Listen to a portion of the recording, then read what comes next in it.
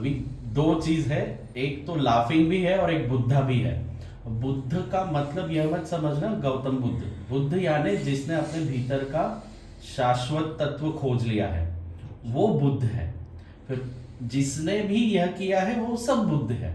फिर ज्ञानेश्वर भी बुद्ध है, तुकाराम महाराज भी बुद्ध है, मीरा बुद्ध है, महावीर बुद्ध है, ओशो बुद्ध है, सब बुद्ध है जिसने अपने भीतर को शाश्वत तत्व को जान लिया है, भीतर के जो कभी नहीं मिटता। इस अर्थ में सब बुद्ध है। तो लाफिंग बुद्धा बोलते हैं। तो बुद्धा है मतलब उसने अपने भीतर के शाश्वत तत्व को जान लिया है। और लाफिंग है, वो हमेशा हंसते रहता है। अब क्यों हंसता है, इसके पीछे बहुत बड़ा रहस्य है।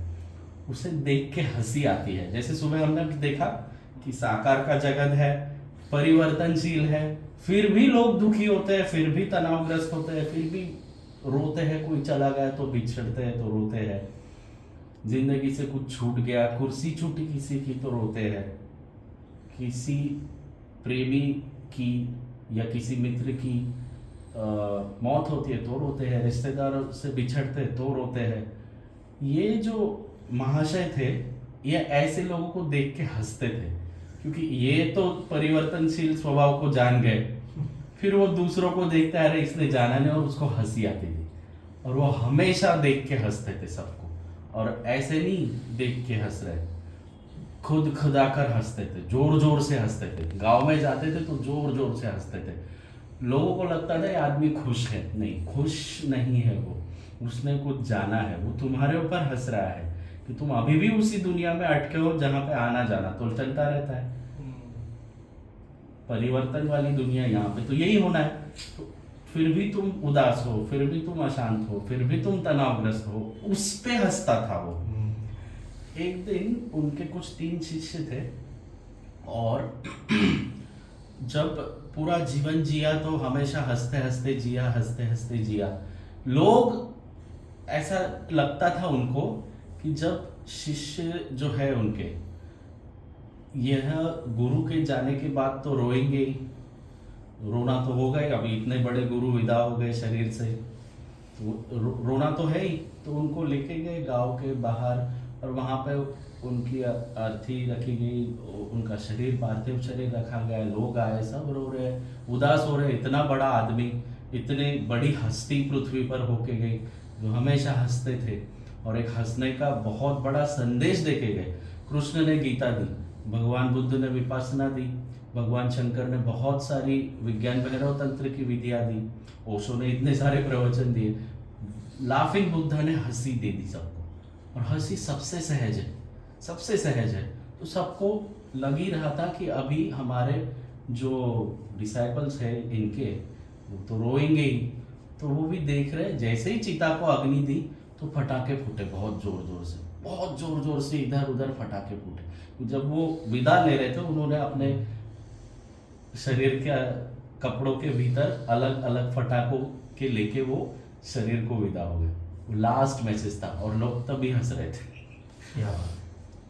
तो यह है, आना जाना चलता रहता है, लेकिन एक आध्यात्मिक साधक का जो स्वभाव है, जो उसका काम है, वो वह है कि वो कैसे अपने भीतर के शाश्वत तत्व को जाने। अब शाश्वत क्या है? ओंकार शाश्वत है। ओंकार की ओर यात्रा कैसे करेंगे? साकार से निराकार की ओर, और निराकार से ओंकार की ओर। साकार का जगत की तो तुम बादशाह हो, तुमने तो देखा ही है। साकार से निराकार की तरफ आना है, ध्यान में डूबना है, और निराकार में ओंकार को जानना है। अब ये ओंकार है क्या, पहले हम इसे समझ लेंगे।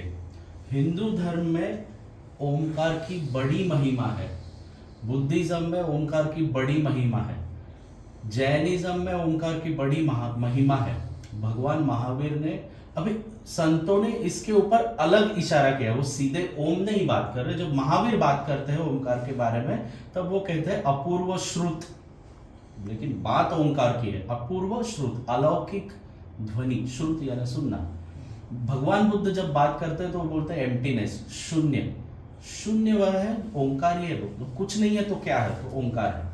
कृष्ण बात करते हैं तो ओंकार की ओर इशारा करते हैं। ओंकार ही ब्रह्म है, भगवान कृष्ण कहते हैं कि ओंकार ही ब्रह्म है, तो उसको जान, बाकी सब छोड़। कृष्ण के मुंह से जब आता है तो वो वह कहते हैं, मीरा उसे कहती है राम रतन धन।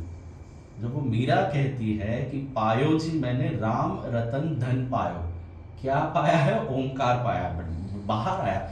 उसकी जो उत्स्फूर्तता से जब उसने उसको प्रकट किया तो ओंकार करके नहीं बोला, राम रतन धन पायो। किससे? सदगुरु से। वस्तु अमोलिक दी मेरे सदगुरु, सदगुरु से मिला, ऐसे ही नहीं मिला, सदगुरु से मिला। जीवन भर जन्मों जन्मों से कृष्ण की भक्ति थी, लेकिन जब रविदास जब उसके जीवन में पधारे तब उन्होंने उसको साकार से हटा दिया। मूर्ति थी, मूर्ति की पूजा करती थी, उसको हटा दिया। जन्मों से वही करती आ रही है, निराकार भीतर कब डूबेगी तू? यह सवाल उसके भीतर चला गया और उसको पता चला कि मैं क्या कर रही हूँ। कृष्ण हट गए और भीतर का कृष्णत्व बाहर आ गया, असली गीता बाहर आ गई। तो पायो जी मैंने राम रतन धन पायो, तो वह राम रतन धन वही है, वही है। आप ये देखो, किसी सूफी लोग उसे बांगे आसमानी कहते हैं, उनकी भाषा बांगे आसमानी, आसमान की गुंजा। आमीन कहते हैं, ओंकार का ही एक आमीन वही शब्द है।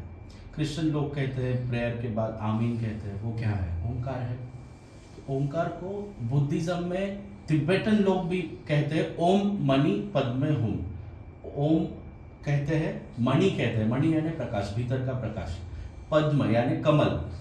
ओंकार ऐसा है, भीतर प्रकाश स्वरूप है, और कमल जैसा है जो संसार यानी चिखल जिसका हम कहते हैं, मिट्टी से में रहता है लेकिन उसके ऊपर है। तो ओम मणि पद्मे हुम। तो ओंकार को अलग अलग भाषा में हर संत ने कहने की कोशिश की है, इशारा उस ओर किया है, तो उससे समझ के लेना है। जब तुम उसे समझ को लोगे तो तुम्हारी यात्रा सुलभ होगी, नहीं तो तुम भटक जाओगे।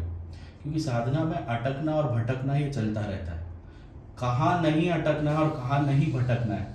भटकते हम वहाँ पे है जब हमें रास्ता पता नहीं होता, और अटकना तब होता है जब हमारे संस्कार हमें बताते हैं कि अगर अध्यात्म में उतरना है तो यही पढ़ो, वही पढ़ो, यही करो। नहीं, ऐसा नहीं है।